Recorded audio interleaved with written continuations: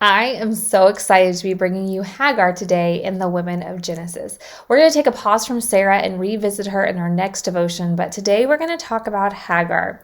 And I believe that she is one of the most underrated women in the scriptures a lot of times because I just love her. I feel like I can relate to her.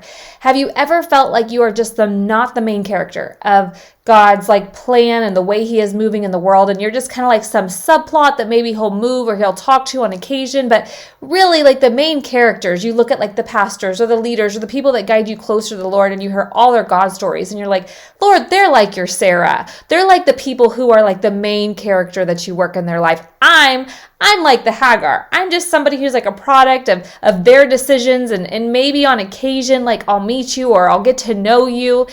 And I have to say that oftentimes we think this way, but did you know that nobody is the main character of the scriptures? No, God actually wants to make himself the main character of the scriptures, of the way he is moving in the world. If he wants to make it about himself, which he is God. He is the God of the universe.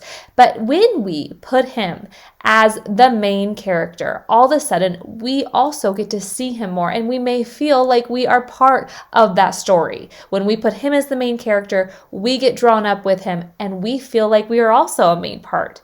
And so I say all that to say, I feel like Hagar probably felt like she was an understudy gone wrong. If we remember from last week, Hagar was a gift from Pharaoh. When Abraham went into Egypt, lied about Sarah being his sister, Pharaoh sends them off just to get rid of them, and he gives them a lot of gifts. We believe because Hagar was Egyptian, she was a gift from Pharaoh. She becomes Sarah's maidservant. Now, Sarah still can't have a child, but God has promised her that, all these children would come from her, these nations would come from her. So she's got to have at least one child. It's not happening. So what does she do? She sends in Hagar to sleep with Abraham.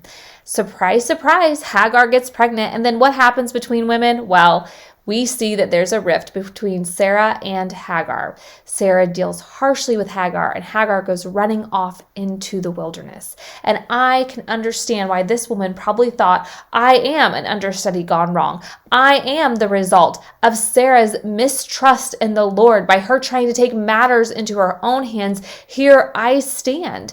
What am I supposed to do? I am simply the maidservant that has to do what I am told. But this is the beautiful part, is where she could have been looked at as a subplot. God meets her when she runs away to the wilderness. An angel comes to her in Genesis 16 and says, where have you come from, Hagar, and where are you going? And I love this because it's not like God didn't know where she had come from, but she doesn't answer where she is going because perhaps she doesn't know and she would like God to answer for her. She simply says, I'm running away from my mistress Sarah. This is where I've come from. But the angel of the Lord said to her, return to your mistress and submit to her authority. And then he added, and I will give you more descendants than you can count. Perhaps Hagar in this moment thought, Lord, what do you mean you want me to go back and submit to Sarah? Don't you understand what she has done to me? All I did was what I was told to do. But you want me to go submit. But God doesn't leave it at that. He says, if you go and if you submit to her, I am going to give you more descendants than you can count. But then this is the powerful part. He says, but you are now pregnant and you will give birth to a son, which was huge in these days. A son would take care of the mother for life. You are to name him Ishmael, which means God hears. For the Lord has heard your cry of distress. The son of yours will be a wild man, as untamed as a wild donkey. And I look at that, and if God told me that either one of my sons would be, some scripture will say, a wild donkey of men, I'd be like, no, thanks. But let me tell you what this means for Hagar. You see, a wild donkey of men means you are going to have a son that is free. A woman who has lived her life in captivity. God is saying, by the way, I will make nations out of you, free nations, not ones that you will see generations and generations to come. No, I'm going to see free nations come out of you in your lifetime because your son is going to be a free man.